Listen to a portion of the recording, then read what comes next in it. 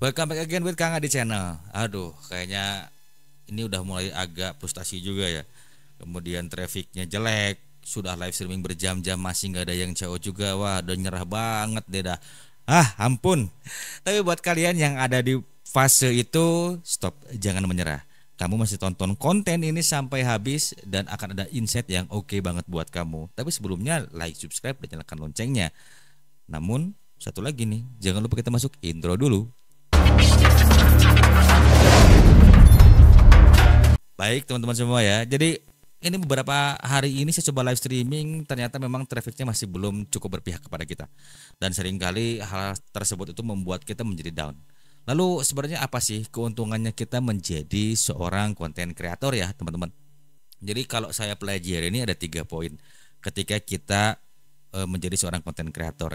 Yang pertama adalah kita memiliki kemampuan untuk membangun sebuah personal branding. Nah, kemampuan personal branding ini tentunya sangat dibutuhkan sekali bagi para konten kreator. Untuk apa sih?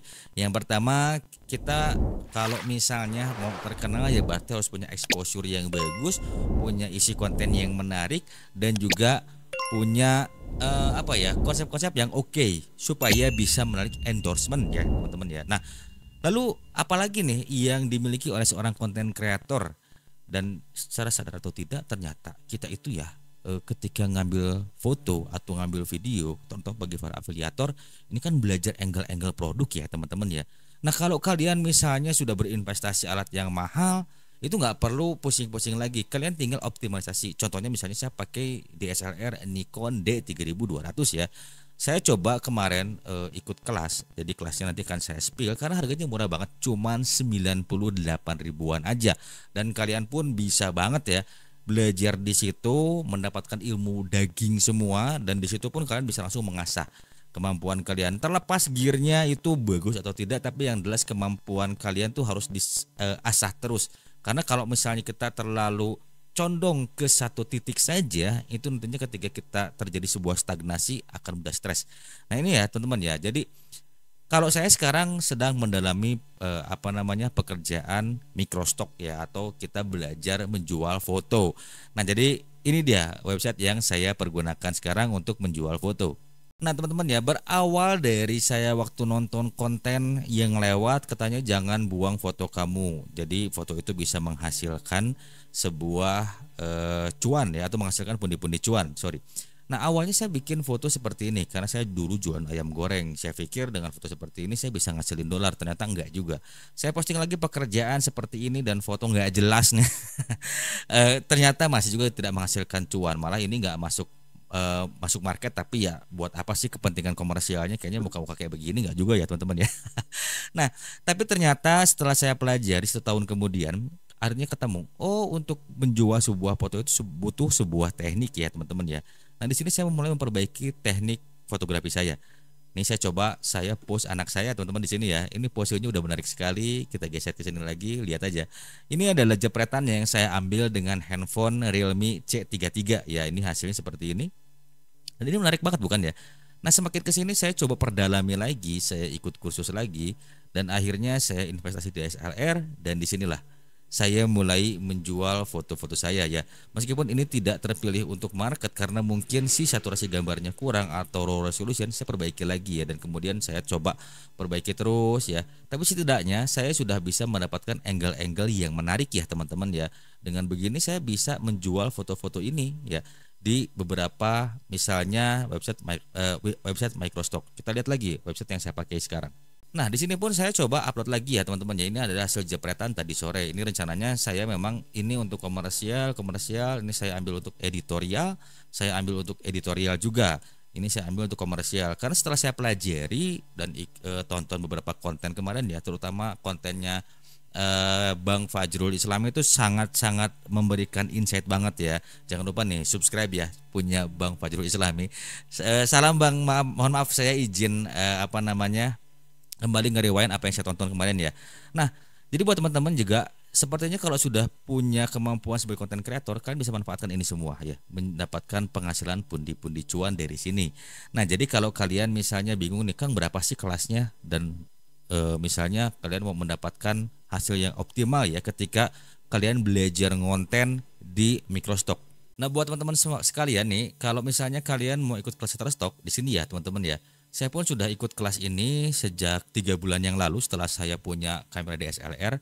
Jadi di sini ilmunya daging semua ya. Kalian juga dapat banget ya nih link telegramnya juga. Jadi kalian tuh bakal dibimbing juga nanti kalau misalnya ada apa-apa bisa masuk tuh. Terutama ada Mas Doni ya yang beliau tuh benar-benar telaten banget ngajarin kita saat menjadi pemula yang terjun di Microstock ya. Jadi di sini semuanya jadi saya nggak bisa spill lagi ya teman-teman ya. Jadi kurang lebih begini. Dan kemudian saya pun banyak banget mendapatkan insight dari situs ini. Kenapa sih? Karena di situs ini pun banyak banget peluang-peluang yang kalian bisa ambil untuk meningkatkan kualitas kalian sebagai konten kreator. Nah, kalau kalian misalnya mau daftar di Habis Kerja, saya akan sematkan linknya nanti di deskripsi. Kita lanjut lagi ya teman-teman ya. Nah, jadi buat teman-teman semua ya, pengalaman saya adalah ketika kalian misalnya mencoba menapaki sebuah jalan yang baru nih. Misalnya ada saya bilang jurusan yang linear. Jadi ketika kalian menjadi konten kreator, kalian bisa jadi sinematografer, kalian juga bisa jadi videografer, kalian juga bisa jadi fotografer ya. Jadi 4 hal ini bisa kalian mulai dari sekarang. Gimana caranya sih Kang untuk mulai memasukinya? Yang pertama-tama saran saya kalau kalian mau terjun di jurusan yang linear ini, kalian tentukan dulu nih passionnya. Apakah ketika di fotografi atau videografi atau sinematografi itu ada passion, baru kalian mulai terjun tuh satu persatu, ambil dari yang termudah dulu ya. Jadi fotografer ya mungkin teman-teman ya. Artinya untuk menjadi seorang fotografer profesional itu kan tentunya butuh sebuah pengalaman. Tapi artinya ketika kita misalnya menjadi seorang fotografer pemula, yang terpenting kan kita harus bisa mengambil angle-angle yang cantik, kemudian mengambil sebuah objek-objek yang menarik dan bisa dipergunakan sebagai konten komersial ya ataupun editorial. Itu kembali ke kalian. Kalau editorial sih lebih condong ke berita-berita, tapi kalau komersial berarti kalian harus mulai survei atau riset kira-kira yang dibutuhkan oleh market itu apa saja. Nah, jadi dari kemarin yang setelah saya tonton beberapa konten yang menarik dari YouTube ini, ada 3 poin ya teman-teman yang bisa kalian coba pikirkan dari sekarang. Konten yang isinya orang sedang pegang gadget atau mungkin ekspresif, yang kedua mengenai food, yang ketiga ini bisa banget di teknologi ya teman-teman ya. Nah, untuk 3 hal ini kalian tinggal sesuaikan saja. Mungkin konten ini bisa kalian kembangkan juga di TikTok untuk mendatangkan pembeli. Nah, dengan begitu ketika misalnya hasil jepretan kalian ini bagus, ini kan bisa mengundang seller, bisa mengundang endorsement dan itu pun bisa mendatangkan cuan buat kalian. Jadi kesimpulan di konten ini apa sih Kang? Kesimpulannya adalah yang pertama, buat kalian yang sudah lelah di dunia live streamer, kemudian kalian hampir berhenti menjadi konten kreator, bangun dulu, bangkit dulu. Masih ada 3 jurusan lain atau 3 kategori lain yang bisa kalian coba. Tapi tergantung lagi nanti niche-nya kalian tentukan sendiri ya. Kalau saya mungkin lebih senang ke nature, kemudian lebih senang ke people ya. Itu di situ saya akan mulai genjot bagaimana teknik mengambil angle-angle yang menarik.